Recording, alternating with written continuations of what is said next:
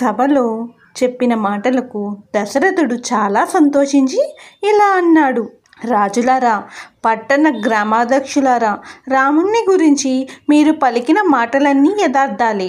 నాకు కూడా ఇష్టుడైన నా పెద్ద కుమారుడు రాముడి యువరాజ్యాభిషేకానికి ఏర్పాట్లు చేస్తాను. వశిష్ఠ మహర్షులారా, పూజ్యులైన బ్రాహ్మణోత్తములారా, చెట్లు వనాలు చిగురించే చైత్రమాసంలో రాజ్యాభిషేకానికి ఏర్పాట్లు చేయించండి. వశిష్ఠ మహర్షి రాముణ్ణి యువరాజ్యాభిషేకానికి కావాల్సిన ఏర్పాట్లన్నీ మీరే స్వయంగా చూడండి. అప్పుడు వశిష్ఠుడు ఇలా పలికాడు: ఓ మంత్రులారా, బ్రాహ్మణులారా, అధికారులారా, అయింగారం, రత్నాలు, అన్ని రకాలైన ధాన్యాలు, నూతన వస్త్రాలు, తేనె, నెయ్యి, పేలాలు, రథాలు, ఆయుధాలు, చతురంగ బలాలను సిద్ధం చేయండి. పట్టపు టేనుగుకు తెల్లని వస్త్రాలు ధరింపచేయండి. తెల్లని గొడుగును, బంగారు కలశాలను, మేలుజాతి ఎడ్ల కొమ్ములకు బంగారు తాపడులు ధరింపచేసి రాజుగారి ఏకశాలకు చేర్చండి. ఏ ఒక్క చిన్న వస్తువు కూడా మరవకుండా అక్కడ సమకూర్చండి. అధికారులారా, నగర ద్వారాలన్నీ చందనపు నీటితో కడగండి. పుష్పమాలలతో అలంకరించండి. కమ్మటి సువాసనలు వెదజల్లే ధూపాలను వేయండి. బ్రాహ్మణులు, అతిథులంతా తృప్తిగా భోజనం చేసేలాగా చక్కటి భక్ష్యాలను, కమ్మటి పెరుగుపాలతో కూడిన భోజనాలను వడ్డించండి. రేపు ఉదయానికల్లా ఈ భక్ష్యాలన్నీ సిద్ధం కావాలి. సూర్యోదయం కాగానే స్వస్తి వచనాలు పలుకుతారు. వెంటనే బ్రాహ్మణులు కూర్చునేందుకు ఆసనాలు ఏర్పాటు చేయండి. వీధులన్నీ కడిగి ముగ్గులు పెట్టించండి.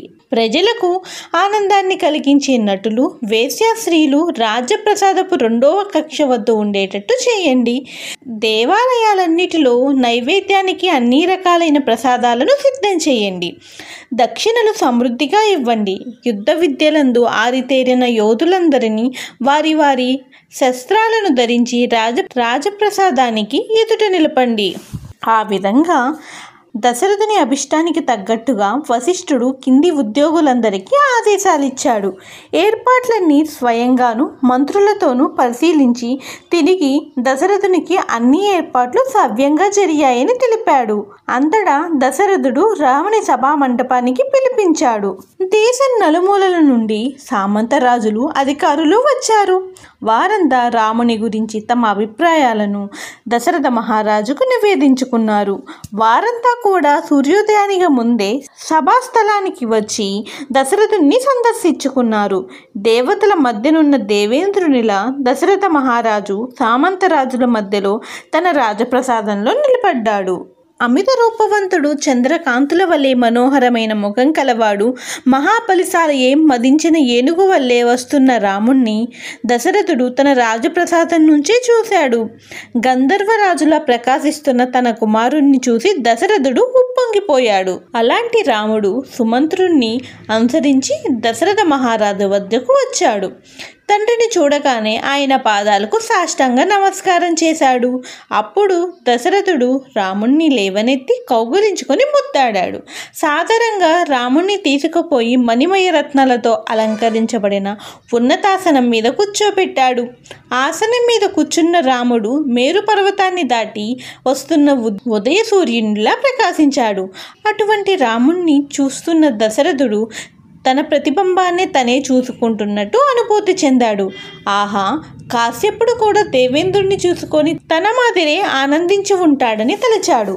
ఓ రామ, పరమయోగ్యురాలైన నా పట్టమహిషి కౌసల్యాదేవి అందు జన్మించావు. నాకు పెద్ద కుమారుడువు.